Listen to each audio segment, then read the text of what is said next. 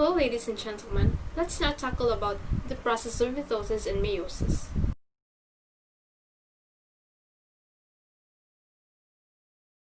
So what is mitosis?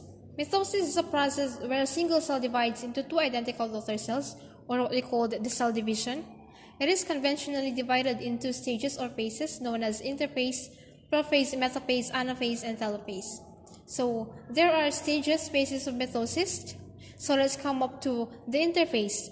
The longest stage of a cell's life, the period of the cell cycle during which the nucleus is not undergoing division, typically occurring between mitotic or meiotic divisions.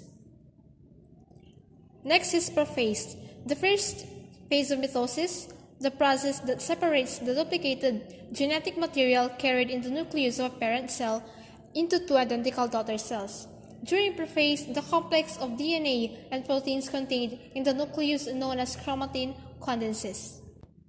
Next is the metaphase, the third phase of mitosis, where during this process, the cell's chromosomes align themselves in the middle of the cell through a type of cellular tug-of-war. The chromosomes, which have been replicated and remain joined at a central point called the centromere, are called sister chromatids. Long protein filaments called kinetochore, microtubules extended from poles on either end of the cell and attached to the kinetochores.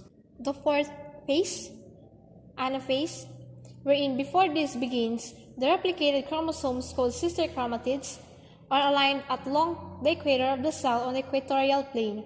The sister chromatids are pairs of identical copies of DNA joined at a point called centromere. The separated chromosomes are then pulled by the spindle to opposite poles of the cell.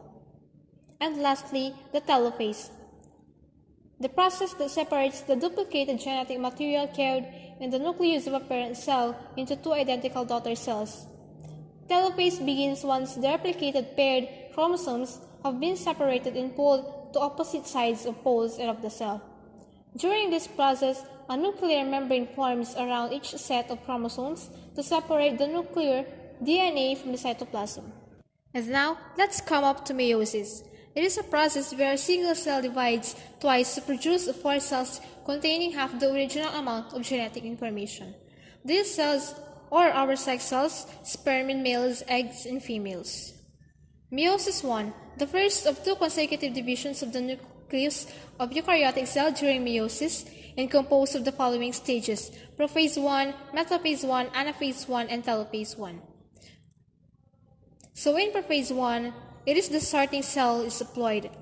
Homologous chromosomes pair up and exchange fragments in the process of chromosomes over.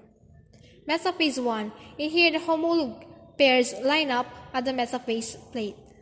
While on the anaphase 1, homologous separate to opposite ends of the cell. Sister chromatids stay together.